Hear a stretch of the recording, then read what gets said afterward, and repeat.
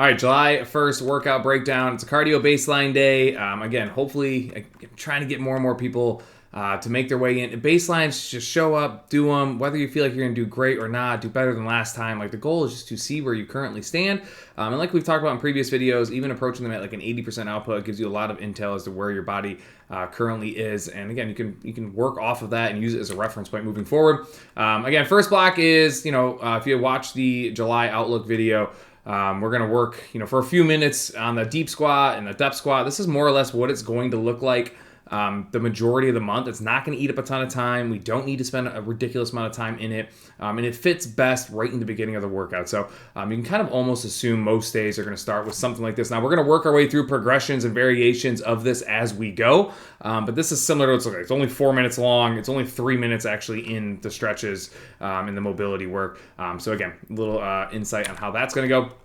Now, the bike calorie climb, absolutely love this baseline personally in doing it and as a trainer. So obviously the physical features of it are, easily highlighted, right? Like your lactic threshold, right? The quads just build this lactic acid so fast and it's so prominent. It's interesting to see, at what minute does that begin? At what output does that begin? Like, if I hold 67 relative to 65, does it speed up quicker, that lactic buildup? If I take that 2 RPMs down, do I still have the ability to have as much rest as I need before the next minute starts? Like, it's a fun little game in that sense. And I love when I can talk to people about that and they kind of get understanding of like, kind of the intrinsic gain that's occurring during some of these baselines. So you got the lactic threshold, and then obviously, that just goes hand in hand with capacity. Like, what can your body handle in a time crunch? And obviously, this is just 1 minute at a time. So you're truly testing that here as we continue to ascend up this calorie. I didn't mention that, like, how this works. I know a lot of you do know, but for those of you that don't know, first minute, you do 1 calorie on the bike, rest for the rest of the minute. Second minute, you go up by a calorie, so you go to 2 calories, then you go to 3 calories, 4 calories, and your goal is to go as far as you physically can until you can no longer finish your calorie count in that minute, and then you would track that. So again, you got the lactic threshold, goes hand in hand or simultaneously with capacity work, right? And then again, the other part of this is that there's a conditioning piece to this. Like, you have to have the ability to drag this out over 8, 10, 12, 14, some people, 15, 16 minutes. It's not just like powerhouse, hammer it down in a minute and you're done. Like, that's great for like 1 minute, but then like you have to be able to turn around and do it again. So it's a cool baseline in a lot of different ways that I think a lot of people kind of just shrug off. That I'm hoping, you guys can give you enough education and knowledge on this stuff to start breaking this down a little bit more detailed and finding some fun in this. Like, it doesn't need to be such like, I'm going to go into this. I'm absolutely not going to do as well as I've done in the past. Like, I already know I'm not in the conditioning, but I'm like excited just to like see where I'm at. Like, let's see, like, can I even get to like 80 or 90% of what I've done in the past? And if I do, like, great, pat on the back, I'm doing great. Things haven't been going my way physically. There's no reason to beat yourself up. At the end of the day, you're still doing it. Okay, enough of like the physical side. My favorite part of this baseline from a trainer's perspective, still is a personal perspective, but it is the mental part of this. And what I mean by that is, and I explain this anytime I coach it. I can't speak on other coaches, but let's just hypothetically say you get to the 10th minute, right? So you're at the 10th minute. You just finished the 9th minute, which is technically 10 calories, I believe. So the 10th minute will be like 11 calories. And let's say you finish 10 calories with 2 seconds to spare, right? What most people will do is just immediately assume that they cannot finish 11, which fair. Like, the likelihood is that you're probably not if you only had 2 seconds to spare, right?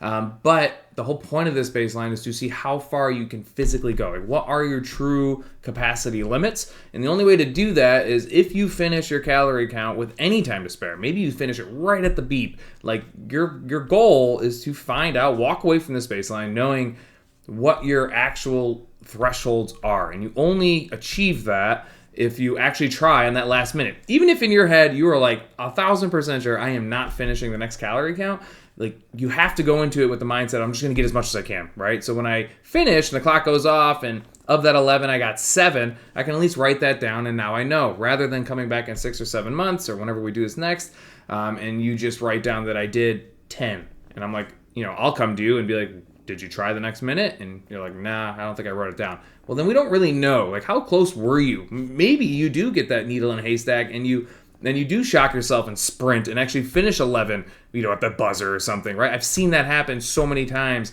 It's impossible to count, but people so often just cut themselves so short too early, and this baseline gives you the opportunity to work on that mental side, kind of the grindy side, kind of F it, I'm just going to go mentality, which you do need at some point if you're going to continue to progress. So anyways, that part is the part I really, really love. It's not really the physical stuff, which I also love. But anyways, when you finish the baseline, I really wanted to go over this video for this baseline. You do have these two options at the bottom. I am the biggest proponent of, if you put 100% effort into the baseline, you absolutely do not need to do anything else. Like, I don't know that I've ever done anything else after I've done some of these biking baselines.